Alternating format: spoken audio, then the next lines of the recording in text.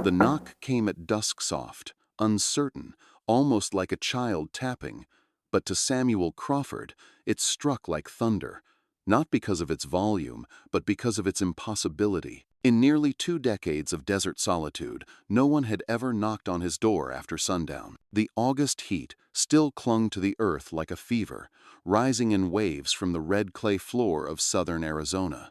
The year was 1879. As the last light of the day bled into the jagged horizon, painting the sky crimson, Samuel finished checking the corral fence behind his adobe house-a-home he had built, brick by blistered brick, after mustering out of the Union cavalry in 1865. He moved with the deliberate precision of a man who had survived Antietam and Gettysburg, treating every task, no matter how routine, as a matter of life and death. He had carved this existence, isolated and unburdened, a silent prayer to forget. But the moment that knock sounded, something shifted in the air.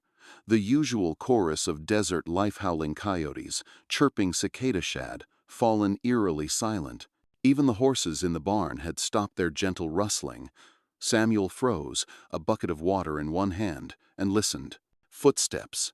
Light ones. Not the heavy, assertive stomp of armed men, but the barely there whisper of children or ghosts. He set the bucket down and reached instinctively for the Colt revolver that never left his side, though he did not draw it. He moved toward the front of the house, boots quiet on the packed dirt. The knock came again, 3 quick raps. Through the dusty glass pane beside the door, he saw them. 3 girls, Chiricahua Apache, by the look of them, ranging in age from perhaps 12 to 16. They stood close together, their faces streaked with dust, their braids loose and frayed. Their eyes, those still, watchful eyes, met his without fear, but with something more ancient, weariness, maybe, or purpose. Samuel hesitated. Everything in him wanted to ignore the door.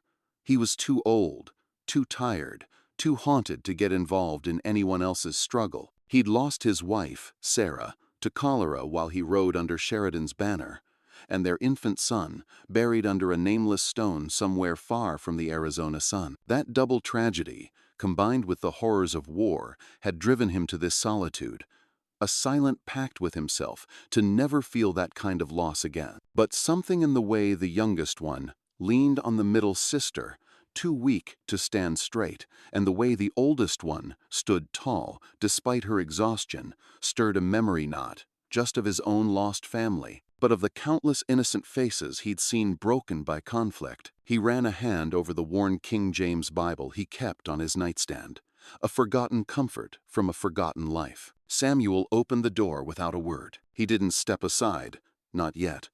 "What do you want?" he asked in English, then repeated in rough Apache. The eldest, Ayana, stepped forward. Her voice was clear but formal, rehearsed. "Our grandmother sent us. She said the man who lives alone with honor would help." "Your grandmother?" Samuel asked, not unkindly. "She says you are the white man, who does not take what is not his, the one who respects the land. She says you live as the desert lives." That answer, strange as it was, hit Samuel harder than a bullet ever could. He stepped aside. "Come in, but you'll explain once you've eaten." The girls moved past him with silent gratitude. They didn't ask questions, didn't touch anything. They sat when he motioned to the floor near the fireplace, their backs straight despite their fatigue. Samuel brought them water. He watched them drink controlled, grateful gulps that betrayed deep thirst without desperation. Then he retrieved some hard bread, smoked meat, and beans. As they ate, he studied them, not just their faces, but their posture, their discipline. They weren't fleeing aimlessly. They were headed somewhere sacred. As the wind picked up and the sky outside darkened to indigo, Samuel felt something he hadn't felt in decades. Not fear, not exactly, but a shift, a ripple beneath the routine, a weight settling into place. He didn't know yet what these girls carried or why they had come to him, but as he looked at the firelight flickering across their faces, he understood this much. That knock had not been chance. It had been prophecy in disguise. And the door he had opened would not just change their path, it would undo everything he thought he knew about the life he had buried himself in, out here among the stones and silence. Inside the adobe house, the air was cooler, dense with the scent of old wood, desert dust, and smoke from mesquite logs. Samuel watched the girls settle on the blankets he laid out in the main room, the same blankets he hadn't unfolded in over a decade. They sat with a dignity that belied their exhaustion, legs crossed, hands resting on their laps, eyes alert but not suspicious. The youngest Ka, he would learn, leaned slightly to one side, her body still recovering from the desert's weight. The middle one, Naeli, had a faint bruise on her wrist, hidden beneath the fold of her sleeve.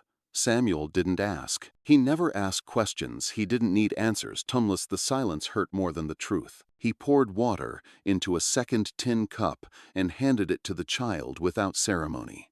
She took it with both hands and nodded once, solemn. That small gesture, so careful, struck him harder than a thank you ever could. He lit a lamp on the table and returned to his chair, the one near the hearth, worn smooth at the arms.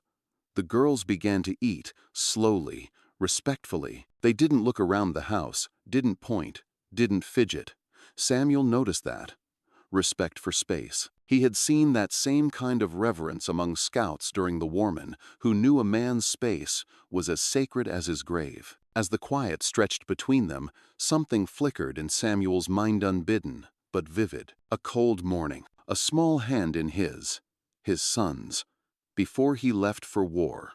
The boy couldn't walk yet, but he'd stood, once, gripping Samuel's finger, face alight with effort.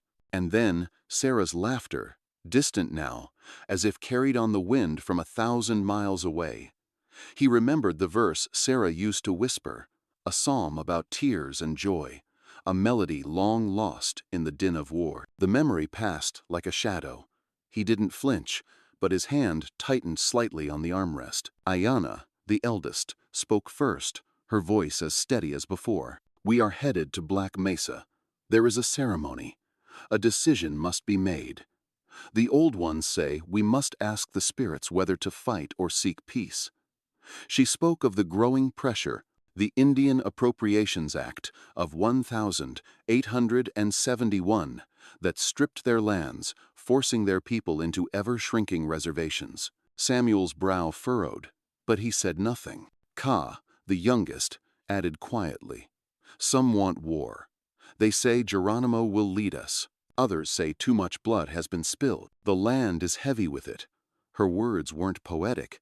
They were simple, observed, like someone describing the weight of a pail of water or the crack in a saddle strap. But they landed like prophecy. Samuel leaned back. "Why me?" he asked. Ayana looked at him directly.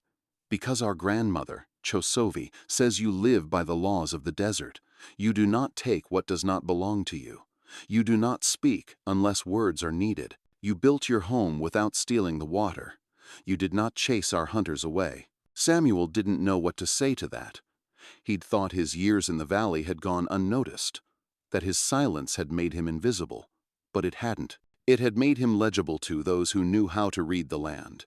He remembered the whispered horrors from the Camp Grant massacre of 1871, where women and children, trusting in peace, were slaughtered. He'd never forgotten the chilling implications. He glanced at the rifle propped by the door, unused for months now, cleaned weekly, but never fired. He remembered the letter he'd never sent to Sarah's sister, the grave he never visited. He touched the worn leather of his Bible. Outside, the wind stirred the dust against the window. Something was coming. "They'll be looking for you," he said quietly. "Whoever made those bruises, whoever drove you off the path." He thought of the ruthless prospectors flooding southern Arizona, driven by the Arizona gold rush, destroying sacred lands and polluting water sources, often with little regard for native lives. Ayana didn't answer. She didn't have to. Samuel stood and went to bolt the door. Then he doused the lamp. "Sleep," he said. "You'll need it tomorrow." In the dark, as he listened to their breathing, he felt it again, that shift. Not just in his house, but inside himself, like a door opening inward. He'd buried a life once. a wife, a son, a past soaked in the noise of gunfire and the silence of graves. He'd built his peace on stone and distance. He'd stopped praying, stopped hoping. But now, 3 girls had arrived carrying something older than pain, something with the weight of choice, of legacy. And as the fire dimmed to embers, Samuel asked himself not what they had brought, but what had they awakened? What truth would these girls carry to the spirits? And what would it mean for the future of this bloody land, tainted by so much unspoken history and the looming shadow of forced reservations? Before we dive into everything, let us know in the comments, where are you watching this video from? Connecting with viewers from all across the world has been a huge source of inspiration for us. The morning broke with the cool hush that only came after a desert night, silent, blue-gray, and fragile, like the breath between heartbeats. Samuel had been up for hours, as always. Old habits slow. He stepped outside before the sun cleared the eastern ridgeline, the handle of his canteen damp from well water, the air still and listening. He checked the horses first. They were uneasy ears flicking, nostrils flaring, not spooked, but alert. Then he found the tracks. They weren't there yesterday. 6 prints, maybe more. Boot heels, fresh enough that the wind hadn't blurred their edges. A party on horseback, coming from the west. Riders, maybe soldiers, maybe worse. These weren't cavalry standard, too light, too fast. Prospectors, perhaps, or hired guns for the new mining claims. Samuel knelt and traced one with 2 fingers. He'd seen this kind of tracking before, subtle and predatory. He'd heard whispers from Apache hunters passing through his valley. General George Crook was tightening his grip, pushing the tribes onto reservations, and the Arizona gold rush was drawing a tide of lawless men. He stood, jaw tight. His first instinct was to saddle up and track Themold's scout habits die harder than most. But that wasn't his place anymore, and 3 young lives slept under his roof. Back inside, he boiled coffee, slow and silent. The girls stirred as the scent reached them, Ayanna first, then Ka. Naeli moved stiffly, wincing as she shifted her arm. "You had visitors last night," Samuel said, not looking up from the pot. Ayanna's eyes sharpened. "Soldiers? Didn't look military. Might be worse. They wore red bandanas, same as the men you saw near the river." She said nothing for a moment then. "We saw men 2 days ago. With rifles and red bandanas, they camped near the river, then rode east. My grandmother warned us. She said war is not always declared, it comes with silence first." Samuel poured coffee into a tin cup and handed it to her. "Your grandmother sounds like someone who's seen too much." Ayanna nodded. "She's older than the treaties, older than most graves." Ugh. That struck him as both poetic and factual. They ate in silence. When Ka reached for bread, Samuel noticed her hand trembled slightly. He didn't ask. By mid-morning, the sun had begun its rise to cruelty. Samuel showed the girls where the shaded side of the barn was, where they could rest without being seen from the ridge. He didn't say why, but they understood. Then, just before noon, a lone rider appeared at the southern edge of the valley. He wasn't Apache. That much was clear. He paused, scanned the area, then slowly turned his horse back toward the ridge and disappeared. Not a scout, a probe, someone checking something. Samuel exhaled through his nose, slow and deliberate. He'd seen that kind of behavior before in war, in border towns, and in men with too much whiskey and too little mercy. The girls stayed inside. Samuel checked the gate lock twice that afternoon. That night, as the moon rose over the jagged cliffs and shadows swallowed the valley, Samuel sat on the porch with his rifle across his knees. He didn't believe in omens. But the desert had gone silent again, and he had learned, long ago, that when the coyotes stopped howling, something worse had taken their place. By morning, the wind had shifted. It now blew from the east, sweeping heat across the valley and pulling the faint scent of wood smoke into Samuel's nostrils. Not his fire. Not this close. He stood beside the barn, one boot resting on the bottom rail of the fence, eyes fixed on the ridgeline. There was no movement, just rock and sky, but his bones itched, the kind of itch that came before ambushes, before cavalry charges, before bad news. He'd learned to trust it. Inside the house, the girls moved quietly. Ayana helped Ka wash a wound on her ankle, small but raw. Nayeli watched the door more than she watched her food. No one asked to leave. No one mentioned moving on. They all felt it. The weight pressing in. Samuel took the long rifle off its pegs. Not the revolver. Not the shotgun. The Spencer repeater. Civil War issue. Reliable as sunburn. He checked the chamber, loaded slow, then slung it over his shoulder and stepped into the open. The sun had turned the valley into an oven. Even the lizards were hiding. He didn't go far, just to the southern ridge. He wanted height, and he wanted answers. The tracks from the day before had faded some, but they were still visible. He followed them a few hundred yards, then stopped, there beneath a scrub of mesquiteshes. A small fire, long dead. Someone had camped there recently, within sight of his house. Near the ashes, something metallic. He bent down. A spent cartridge. Winchester. Recent. He picked it up, held it to the light. Still warm from the sun, but not from the gun. Maybe fired yesterday. Then he found the second thing, a strip of red cloth, torn, faded. The kind prospectors and hired guns wore tied around their necks or around their mouths when the dust kicked up. He stuffed it into his pocket. Someone had been watching. He made it back to the ranch by noon. The girls were inside, sitting together by the window. Ka held a small wooden carving in her hand, an animal, maybe a bear or a mountain lion. She turned it slowly in her palm, eyes distant. Ayana looked up. "You saw them." He nodded. "Do they follow us?" "They don't move like men who follow," Samuel said.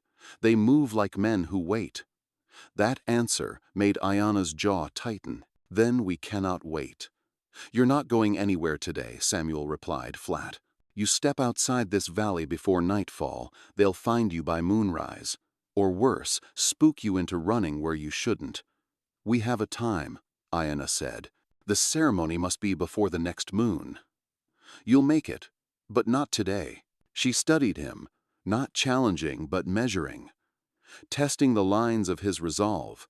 Finally, she nodded once. That night, Samuel didn't light the fire. He kept the shutters closed. He watched the valley from the dark, rifle ready, every sense sharpened. But nothing came.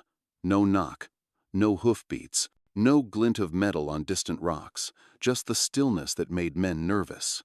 The kind of stillness that wasn't peace, it was anticipation. The wind scraped dry grass against the walls. The moon hung high, pale and watchful. And in his gut, Samuel felt it. They weren't just being hunted, they were being tested. Morning came without sound. No birdsong, no rustle of jackrabbits in the brush. Even the wind seemed to hold its breath. Samuel set a pot of beans to warm on the stove. He didn't bother with firewood, used mesquite bark instead. Less smoke. The girls sat in silence nearby, too awake for sleep, too tired for rest. Ayana finally broke the quiet. She said, "You would not ask many questions." Samuel glanced at her, then returned his focus to the pot. "Then she knows me better than I like." "She does." He waited. Ayana reached into the satchel beside her and pulled out a bundle wrapped in deerskin.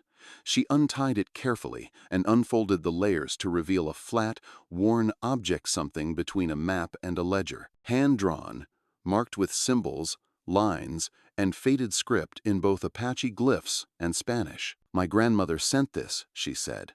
"She said if you saw it, you'd understand why she chose you." Samuel took it slowly, his fingers brushing the old leather.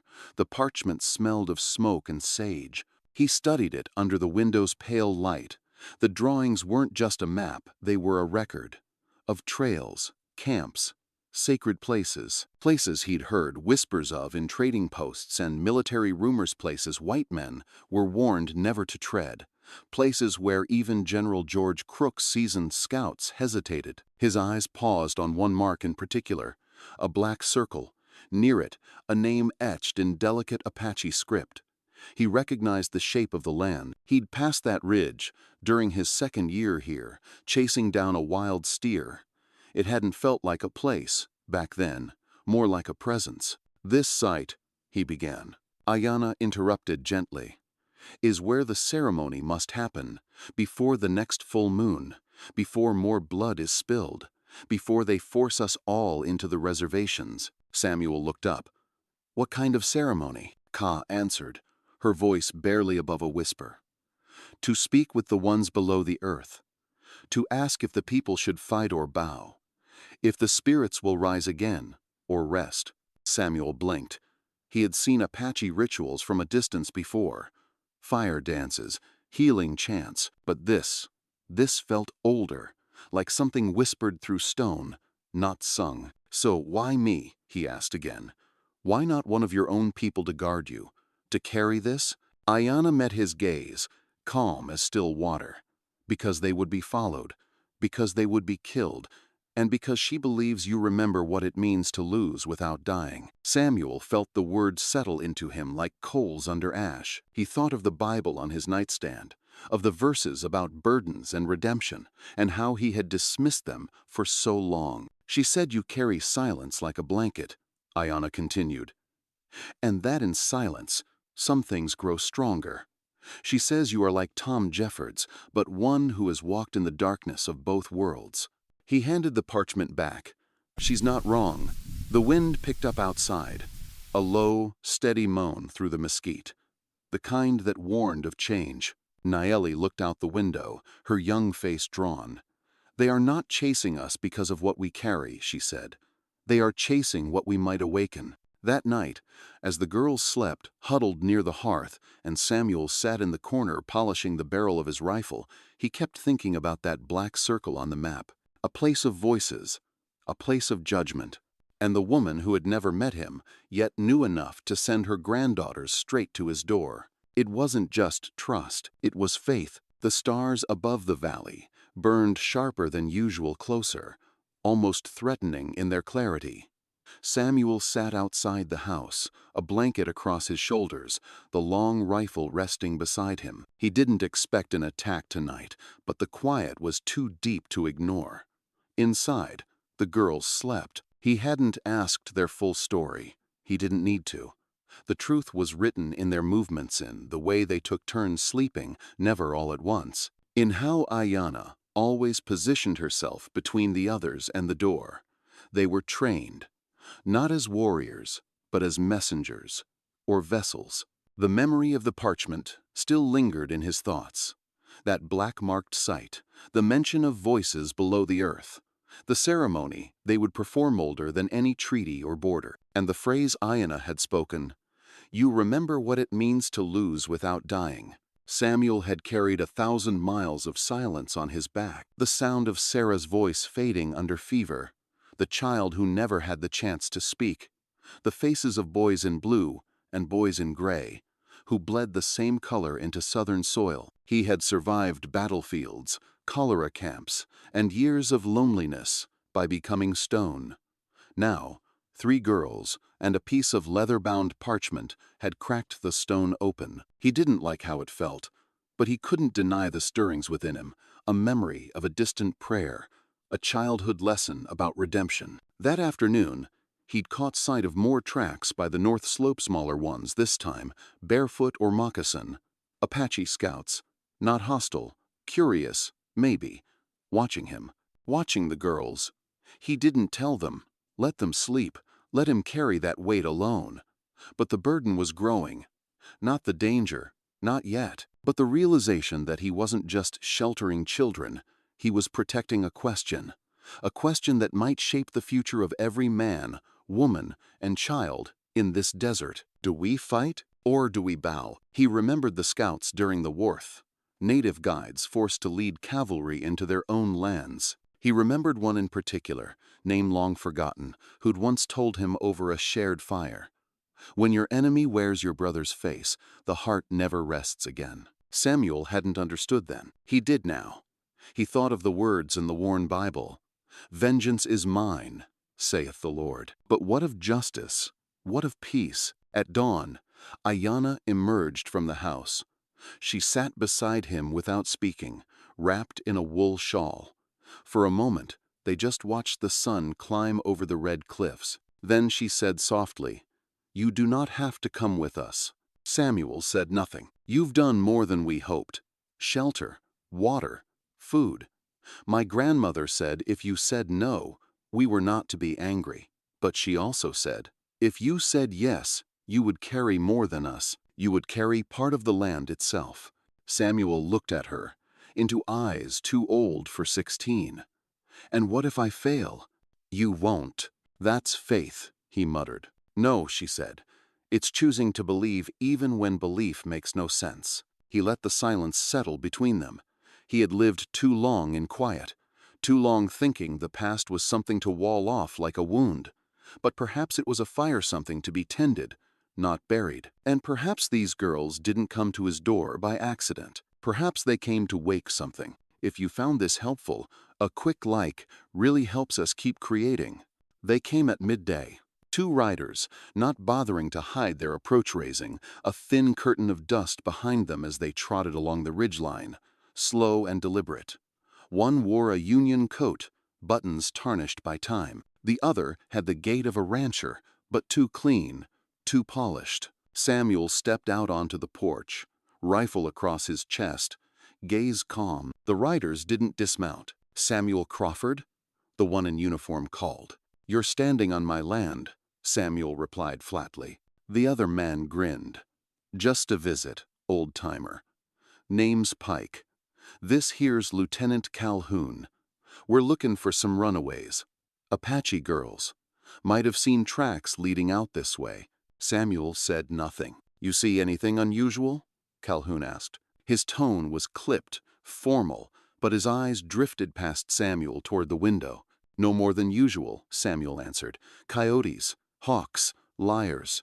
Pike chuckled, but it didn't reach his eyes. "Well now," he said, "it's dangerous to be harboring hostiles, Mr. Crawford. Don't want the good folk of Tucson thinking you've switched sides. We've got orders to ensure peace, and peace needs cooperation." Samuel's face didn't change. "You want water? I'll give you some. You want something else? Better have paper signed in Washington." Calhoun nudged his horse forward. "We're not asking. These girls, if they're here, are wanted. For questioning. There's talk of a planned gathering. Some kind of uprising. Ceremony." Samuel corrected, voice like flint. Pike's grin faded. "So they are here." Samuel shifted his stance. "They're not your business." "They are now." A long pause stretched between them. Then Samuel stepped off the porch, walking slowly toward the well. "Help yourselves to water, but that's all you'll find here." Neither man moved. Then, after a tense silence, Calhoun pulled his reins. "We'll be back. With men." Pike gave one last smile. "Nice place. Shame if it burned." They turned and rode off, dust curling in their wake. Samuel watched until they disappeared beyond the bluff. Only then did he move slow, deliberate, into the barn, checking supplies. Ammunition, saddles, canteens, the things you didn't gather unless you were preparing to leave. When he returned to the house, Ayanna was waiting. "We heard," she said. "They'll be back," Samuel replied. "And they won't knock. What do we do?" "We move." "Now?" "Tonight." She nodded. "Where?" Samuel laid out the old Apache map across the table. His finger tapped the black circle. "There." Ayanna inhaled sharply. "The sacred basin. You said the spirits would hear your ceremony there." "They will." "Ah! Then that's where we go." Ka appeared in the doorway, eyes wide. "How far is it?" 3 days on foot," Ayanna said. "2, if we push." Samuel glanced toward the barn. "We ride." Naeli looked up from the corner, silent until now. "Will it be enough?" Samuel met her gaze.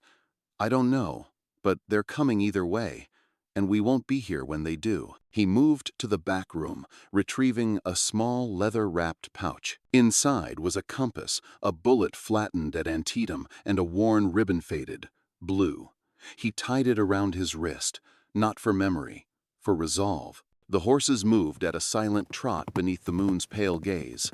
Samuel led, Ayanna beside him. The girls rode behind on the old mules Samuel had barely touched in years, beasts once meant for hauling tools and feed, now bearing history. The desert at night was not silent. Coyotes yipped far off. The wind carried faint drifts of dust, a hush, but never stillness. By morning, the cliffs rose around them like sleeping giants, casting long shadows over the winding trail. They stopped beneath a rocky overhang. Out of the sun, Samuel unpacked jerky and hardtack. The girls ate quickly. Then Ka froze, food halfway to her mouth. She pointed. On the horizon, a line of dust moved too straight, too fast, to be wind. Riders. Samuel took out his field glass. 5 shapes, closing in. Blue and beige coats, armed. They tracked us, he muttered. Ayanna watched calmly. We take the canyons. South Fork. It's longer, but it twists. Horses lose time there.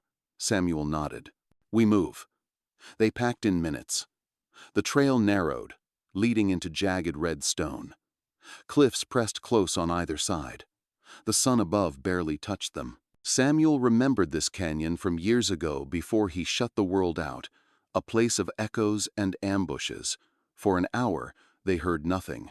Then, hooves. Close. Too close. Samuel pulled them behind a split in the stone. Shadows swallowed them whole. He raised his revolver. Ayanna didn't speak, just gripped a small stone talisman around her neck. The riders passed within 20 feet. 5 men. Calhoun among them, but they didn't look up, didn't stop, just rode on. When the sound faded, Samuel exhaled. His hand shook slightly. Ayanna placed her fingers gently over his knuckles. "Thank you," she whispered. He didn't answer. He watched the dust settle and thought of the trail ahead. They moved on. By dusk, they reached a plateau overlooking a dry basin vast, desolate and ringed by dead mesquite trees. The sacred place. No one had followed. Not yet. Samuel dismounted and surveyed the valley. We camp here, 2 sentries. Rotate every 3 hours. Ayanna agreed. We'll take the second shift. He nodded, grateful for her steadiness. That night, the girls prepared a circle of stone. Ka placed feathers and ash at each point. Naily hummed under her breath, something old, older than English or Spanish. Samuel sat by the fire, the flames dancing in his eyes. He was no shaman, no hero, but this place held something. He could feel it. Not magic. Memory.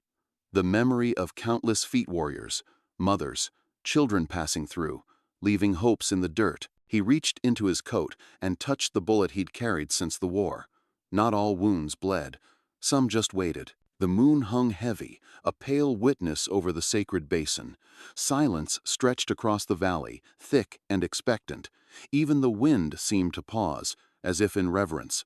Ayanna stood at the circle's edge, arms lifted. Her shawl fell from her shoulders, revealing white paint along her arms and collarbone symbols Samuel didn't recognize, yet felt drawn to. Naily knelt at the center, eyes closed, whispering words that carried the weight of generations. Ka scattered crushed sage into the flames. Samuel stood back, near the firelight's edge, hat in hand. His rifle leaned against a rock, untouched. He wasn't part of this ceremony. But something in his chest had begun to shift. Ayanna's voice rose in chant, low and rhythmic. The flames flickered higher, casting strange shadows along the rocks.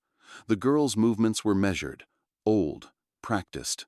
This wasn't performance. It was remembering. Samuel's hand drifted to the ribbon around his wrist. He didn't know why he'd brought it. Sarah had tied it to his uniform before Antietam. "So you'll come back to me," she'd said. He had, but only half. Tonight, watching these girls carrying their people's pain, standing unafraid before a past soaked in blood, he felt the weight of what he'd left behind. Not just Sarah, not just the boy who never learned to speak, but the idea of being part of something, of not just surviving but choosing to belong. Ayanna stopped singing. Silence followed. Then she turned to Samuel. "Come," she said softly. He hesitated. "You don't need to speak," she added. "Just witness. The spirits know you now. They saw you open your door. And perhaps God sent you." He stepped forward. The circle wasn't drawn in chalk or salt, but with small stones each, one burned black on one side, white on the other. He crossed into it. No flash, no thunder, just the sudden sensation that the night had grown warmer. Ayanna placed a feather in his palm. Naeli opened her eyes and whispered, "Not all ghosts are dead." Ka looked up. "Some wait inside us." Samuel closed his fingers around the feather. Then he saw them. Not clearly, not in flesh, but faces in the firelight flickers of memory given shape. Sarah's eyes, his son's small hand, the boy from Georgia he couldn't save, the scout who sang to dying soldiers, the Apache woman in Tucson who once gave him water and never asked his name. They weren't ghosts. They were truths, and they were waiting for him to carry them forward. He knelt beside the girls. Didn't speak, just stayed. The fire burned lower. The stars remained unchanged. But something inside Samuel Crawford, former soldier, desert exile, silent witness to too many endings, had begun again. They saw the smoke just past noon. A thin, angry ribbon rising over the ridge. Not campfire smoke, not cooking. It was darker oily, violent. A message written in flame. Samuel tightened the straps on the mule and said nothing. The girls felt the shift. Ayanna reached for her satchel. Naeli quietly poured water over the sacred stones they'd used the night before. Ka gripped her walking stick like a spear. They descended the ridge cautiously. The wind shifted. Ash tickled their noses. Then they saw the homestead, or what was left of it. A cluster of low huts, Apache built. Roofs gone, blackened beams jutting like broken bones. Chickens slaughtered, smoke curling from the ground like the breath of something buried alive. Samuel dismounted, walked slowly through the ruin. He knelt beside a burnt mortar, fingers brushing its charred edge. A doll's head lay half buried in the ash. Ka turned away. Naeli wept openly. Ayanna whispered, "They found them." Samuel stood. His face was stone again, but his fists clenched. "Not soldiers," he muttered. "Miners, bounty men. The kind of lawless men drawn by the Arizona gold rush." He spotted the sign on the nearby tree, a strip of canvas nailed crudely, marked with a red X, and the words, "This land cleared. Keep moving." His mouth tightened. They'd followed the map Chosavi sent. These people had trusted that path, and now they were ash. Ayanna stepped forward. "We can't go back now. They're watching the trails." Samuel looked toward the western slope. "There's an old mine tunnel. Collapsed halfway, but we might slip through." He paused, then knelt in the ash, drew a cross with his finger on the dirt, and bowed his head. The girls watched in silence as he prayed. Not loudly, not in Latin or eloquence, just a whisper. "Lord, if you still walk these deserts, guide our feet, shield their path, and help me not answer evil with evil, but with purpose." He opened his eyes. Ash blew across his boots, but his hand no longer trembled. He stood. "Let's move." Ayanna nodded. "You believe?" He looked at her. "I used to pray for safety. Now I pray for strength." They left the ruins behind, but not forgotten. The valley behind them held the echo of fire, death, and silence. Ahead lay stone tunnels, darkness, and uncertain salvation. And Samuel knew this was no longer just a passage of survival. It was a pilgrimage. The mine tunnel loomed ahead like a mouth carved into the stone by forgotten gods. Samuel lit a lantern, the weak flame barely touching the blackness. The girls followed closely. The air was thick dust and memory. They had walked 10 minutes into the dark when a voice echoed through the tunnel. "Drop the light, old man." Samuel froze. The girls pressed close. The lantern trembled in his grip. Another voice closer, colder. "We won't kill you, unless you make us." Samuel set the lantern down, let it flicker beside his boots. His hand hovered near his Coathus revolver, waited there. loyal and silent. A figure stepped forward. Not a miner. A uniform. Blue, tattered. Civil War issue. Crawford, the man said. Still breathing, I see. Samuel's heart skipped. McKellar? The man smiled, crooked. His left cheek bore an old scar, freshened by desert wind. Thought you died at Shiloh. McKellar stepped into the dim light, revealing the cross-shaped medallion around his neck. We all did, some way or another. Me, I just got meaner. You always had a thing for strays, Samuel. And for the Apache, eh? Samuel's hand didn't move. You working for the miners now? McKellar spat. I work for no man. But word travels, Sam, about the girls, about the healer woman, Chosovi. Some folks want the Apache to vanish quietly. I make sure they do. Ayanna stepped forward. And you murder children to do it? McKellar's eyes flashed. They're not children. They're a warning to those who defy the president's will to move to the reservations. Samuel stepped between them. Back off, Mac, he growled. McKellar shook his head, then suddenly tossed something at Samuel's feet, a folded piece of parchment. Samuel picked it up. It was a letter from Chosovi. The signature was hers. The seal, a spiral sun, half broken. Where did you get this? McKellar shrugged. She wanted me to find you. I just disagreed on the method. Ayanna grabbed the letter, eyes scanning the ink. Her hands trembled. She told us to find you. But she also warned. Someone else might come, one who carries a twisted faith. Samuel looked at McKellar, then at the medallion gleaming on his chest. Funny, he said softly. A killer wearing the cross. McKellar's face hardened. I believe in justice. God's or man's, it don't matter which delivers first. Samuel stepped closer. You think God wants you to kill children? Silence. Then, God gave us will. I use mine. Samuel stared at the man who once saved his life in a river of blood, now standing as a blade drawn against the future. No, Samuel said, voice steady. God gave us conscience. You traded yours for a coin and a corrupted interpretation of his word. And then he drew. The revolver flared once. McKellar collapsed without a sound, the cross on his chest catching the last flicker of lantern light. Ayanna knelt beside him, whispered a word in Apache. Samuel closed his eyes. Lord, forgive us both.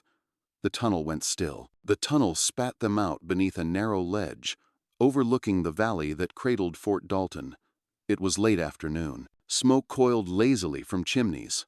Soldiers drilled in perfect lines. From this distance, it all looked orderly, civilized. But Samuel knew better. Do we go around? Ka asked. No, he said. We go in.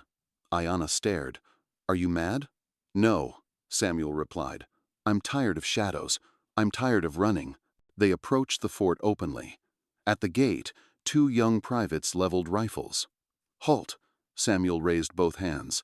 Samuel Crawford, I request audience with your commanding officer. Urgent.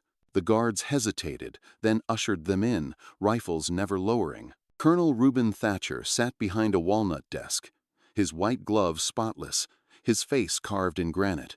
He didn't rise when Samuel entered. I know your name, Thatcher said. Scout for the Union during the war, served under General Crook, then disappeared. Samuel nodded. I didn't disappear. I left. To escape the kind of orders you're now enforcing. The colonel's eyes flicked to the girls. And now you bring fugitives into a federal outpost? They are witnesses, Samuel said, to murder, committed by men claiming to act in your name. Men violating the very spirit of the president's peace policy, however flawed. Thatcher arched an eyebrow. Samuel laid Chosovi's letter on the desk. Thatcher unfolded it.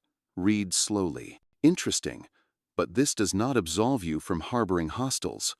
They are not hostile, Samuel replied. They are children, fleeing the very violence your fort is supposed to prevent. Thatcher folded his gloves.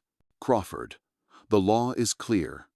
Any Apache found outside reservation land is to be detained, for their own safety and to comply with the new acts of Congress.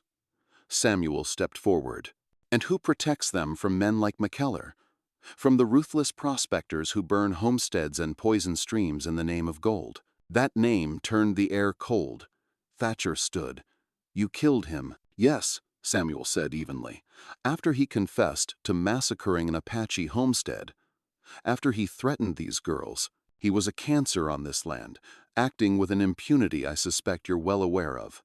Thatcher stared hard. I ought to detain you. Samuel looked him in the eye. Do it. Arrest me. Make a spectacle. But know this, there's a reporter from the Tucson Sentinel, Mr. Elias Stone, who's been tracking stories from this borderland. I've met him. I gave him names. Locations. That list includes Fort Dalton. And your signature sits on half those orders that led to this very violence. The President Rutherford B. Hayes himself might be interested in how peace is enforced here. Silence. Thatcher's jaw clenched. You bluff. Samuel stepped closer. Try me. Thatcher stared at the girls, Ayanna, calm and defiant, Nayeli, trembling but unbroken, Ka, clutching her stick like a banner. Then he sat back down. You have 24 hours. Leave my post. Do not return. Take your witnesses and your story and keep it out of the papers. Samuel inclined his head. That's all I ask. As they turned to go, Thatcher said, You believe in their cause, Crawford, or just trying to save your own hide? Samuel paused. I believe, he said quietly, that God watches what men do in the dark, Colonel, and some debts must be paid before we meet him, debts of blood and of silence. He tipped his hat, then led the girls out, back into the dust and the rising wind. A fragile victory. If you're still watching right now, drop a 1 in the comments so I know you're still with me on this journey. They camped just beyond the ridge, beneath a sloping juniper tree, whose twisted trunk looked like a man reaching skyward. The fire was small, the stars above, brilliant. Too many for counting. Samuel sat apart, sharpening a blade he no longer hoped to use. The girls slept close together, their breath slow, safe. He stared into the fire, then into the silence. How many times, Lord? He whispered. No answer. Just the soft hiss of fire eating wood. I buried my son in Georgia, watched my wife fade from fever, watched men burn towns, and I walked into this desert to forget. He picked up a stone, rolled it between his fingers. I didn't want to fight anymore. I just wanted quiet. But you wouldn't let me have that, would you? A soft wind stirred the flames. Samuel smiled bitterly. I never expected you to speak out loud. But those girls, he looked over at them, bundled under his old army coat. They carry more truth than a dozen preachers. He stood, walked a few steps into the dark, away from the light, and fell to his knees. The dirt was cool, the stars, impossibly close.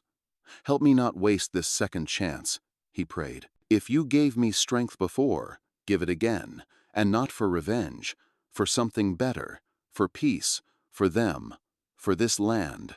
He pressed his forehead to the ground. The silence didn't answer, but neither did it condemn. And in the stillness, Samuel felt something shift, not in the earth, in him. When he rose, he no longer felt old. He walked back to the fire, Saturday beside it, reached into his coat and pulled out the old photographer's wife, Sarah, and infant son, creased but intact. He kissed it, then tossed it into the flames, watching their faces glow, then fade into the embers. The girls stirred. Ayanna blinked. Are you all right? She asked softly. Samuel nodded. Tomorrow, he said, we go to where your people gather. If they'll have me, I will speak. Nayeli sat up. On behalf of whom? Samuel looked at her. On behalf of a man who ran for too long, and finally turned around.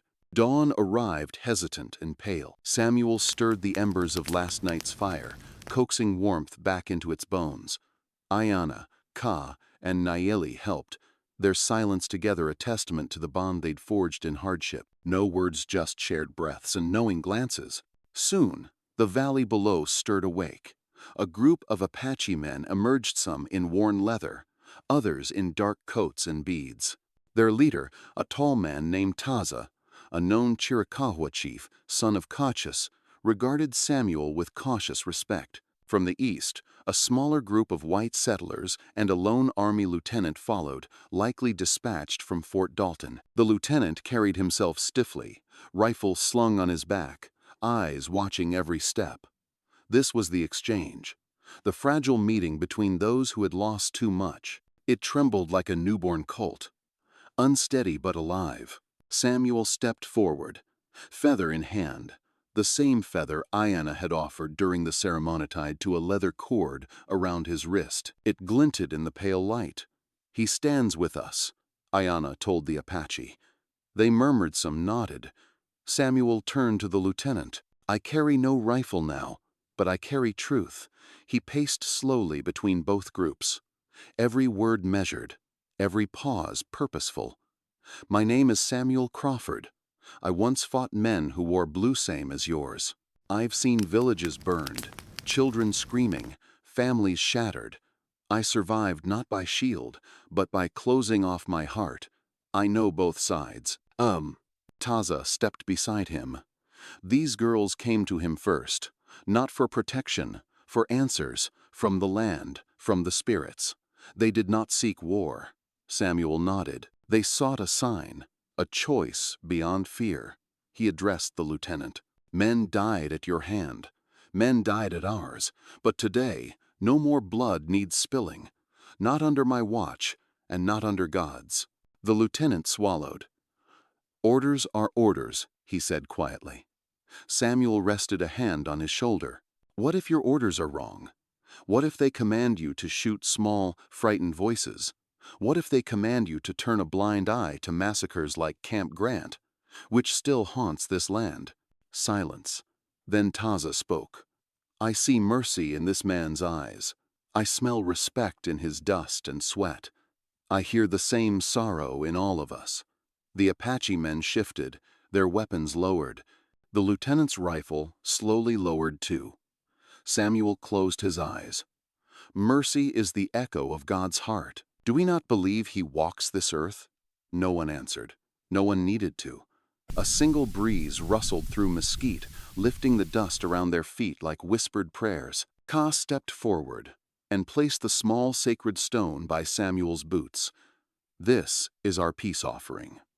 Nayeli handed an empty leather satchel to the lieutenant. "For your journey home. So you carry something good, not just sorrow." The lieutenant bowed his head. "Thank you." And then, unwillingly, but truly, they shook hands. Not as enemies, but as fractured men reaching for repair. Samuel closed the gap, sensing his knees weaken. He muttered a soft prayer. "Grant us courage to build again. Not with walls, but with hands." They formed a circle, no vows spoken, no treaties signed, but something more, a promise woven in mercy and shared grief. And though the air remained dusty, heavy with old wounds, for the first time, it carried quiet hope. As twilight folded over the valley, the wind carried with it something strange, laughter. It was soft, tentative, but real. Children ran near the stream, Apache and settler alike. Women from both sides gathered herbs. The soldiers stayed on the ridge, eyes cautious but rifles lowered. Samuel sat atop a stone slab, overlooking it all, a quiet observer, a bridge. Beside him sat Ayanna, now taller in posture than her years. Her hair was braided with purpose, her voice calm with newfound strength. "You're part of it now," she said. Samuel chuckled. "That's what scares me." "Why?" He gestured toward the valley. "I've lived alone so long. I forgot what it meant to be needed." Ayanna looked up at him. "You weren't alone.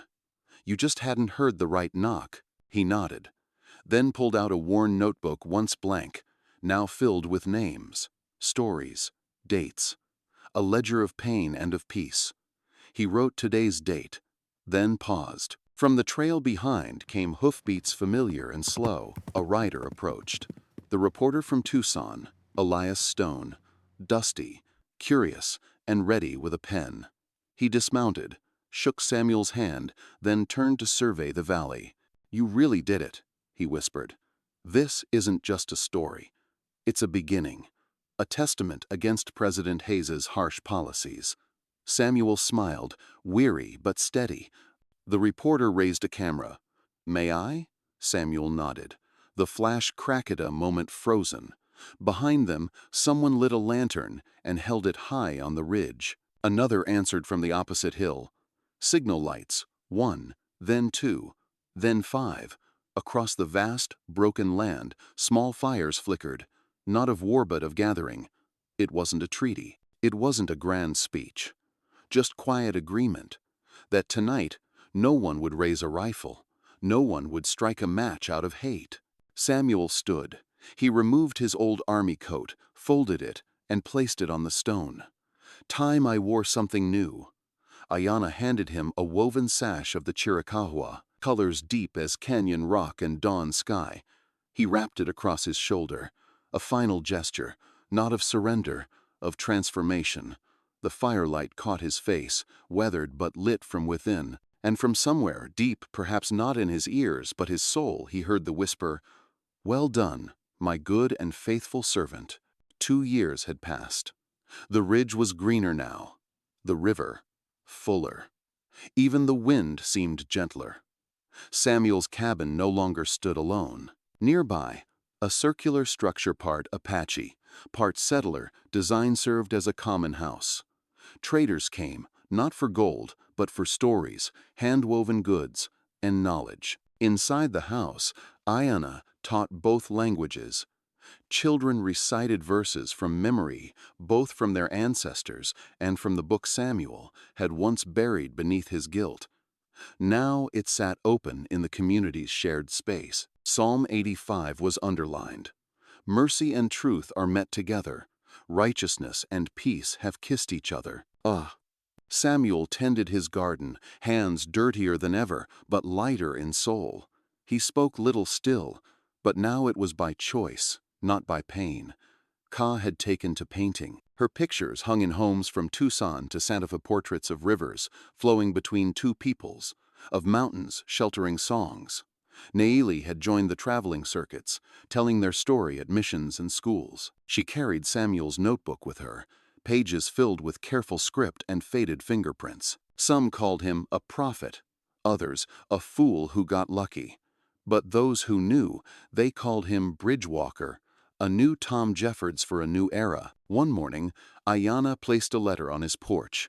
It bore the seal of the territorial governor. Inside, an invitation to Washington to testify about peaceful integration, perhaps even to address the ongoing conflict with Geronimo and the future of the reservations. Samuel stared at it for a long time. He didn't open it. Not yet. Instead, he looked to the hills. A boy rode down Apache and Irish, by blood and laughter. He carried a sack of seeds. Samuel waved. The boy dismounted and ran up the path. "Mr. Crawford, I brought the corn." They planted together that afternoon, under a sun neither harsh nor soft but true. When the work was done, the boy asked, "Will you tell me the story again?" "Which one?" "The one with the knocking, and the girls, and the feathers." Samuel smiled. "Next time," he said. "Next time. You'll tell me." They sat under the old juniper tree, the same one where the 3 girls had first found rest. And as the sun dipped low just like that day years ago, Samuel whispered a quiet prayer, not for rescue, for thanks. It was Sunday, no bell tolled, no pews, no hymnal books worn by generations. But under the cottonwood trees beside the stream, they gathered, Apache grandmothers, mixed-race children, settlers in faded coats, soldiers with empty holsters. And Samuel, he stood at the edge of the group, Bible in hand, not as preacher, but as a man who had lived its words, line by painful line. Ayanna spoke first. She told of their journey, not just miles or years, but hearts. "We were scattered like dry seed," she said. And we found a man who didn't pretend to be rain. He simply made space in his soil. A few chuckled. Many nodded. Samuel stepped forward, opened the book. He read slowly, voice cracked by wind and grace. They that sow in tears shall reap in joy. He that goeth forth and weepeth shall doubtless come again with rejoicing, bringing his sheaves with him. Psalm 126. No one applauded, but the silence after was reverent. A woman came forward, one of the settler wives who had once warned her husband to keep their children away from those Apaches. She handed Samuel a bundle. Inside, a loaf of bread, fresh, shared. Then Tazenow older, softer, placed a carved eagle feather atop it. No longer token, he said, now offering. They ate together, under shade, under peace. Later that afternoon, the boy with Irish eyes and copper skin asked Samuel, "Will you teach me to read this?" He held up the Bible. Samuel's heart caught in his throat. "Ayanna already taught you the words." The boy nodded, but not the meaning. Samuel placed a hand on the boy's shoulder. "Then we begin," he said, "not with rules, with stories." They sat by the water, and for the first time in years, Samuel told his story aloud. From the war, from the silence, from the knock. Not to be remembered, to remind. That hope never dies quietly. That grace arrives on quiet feet. That the word isn't just written in pages, but in the planting of kindness, the breaking of bread, the forgiveness of wrong. And that sometimes the greatest sermons are told by the way a man opens his door. Years passed. The trail Samuel once walked alone now bore many footprints, light, heavy, barefoot, booted. His hair whitened. His hands trembled more. But his gaze remained steady. One morning, Ayanna found him beneath the juniper tree, watching the sunrise. "You okay?" she asked. He nodded, then patted the wooden bench beside him. "I dreamed of Sarah," he said. "She was holding our boy." Both smiling, no sorrow left in them. Ayanna placed her hand on his. "I think they've watched every step you made." He chuckled. They probably rolled their eyes more than once. The valley below shimmered with golden light. Crops ripened. Children laughed. A flag flew over the common housewoven from both nations' symbols. Samuel breathed deeply. "This is the real frontier," he said. "Not land, not gold, but forgiveness." He stood slowly, one last letter in hand. Addressed not to the governor, not to Washington, but to anyone who might one day wonder, "How does peace begin?" He wrote. With a knock and a yes, even when the heart fears it. As the sun rose higher, Samuel looked to the ridge. 3 girls stood there, older now, but somehow still the same. Ayanna, Ka, Naeli. They waved. He waved back. And with that, he walked the trail once more, slow, certain, and shining. Not into the sunset, into the light. Some stories are just legends, but others, they were lived. If this tale stirred something deep in your soul of second chances, of the quiet strength behind every true man of the West, then know this. These are not just stories. They're echoes. True Wild West stories. Lived in dust, blood, prayer, and grace. Subscribe to stay with us on this trail of remembrance. Share if it touched a part of your heart that still believes in quiet heroes. Because somewhere, someone still hears a knock, and maybe this time, it's yours.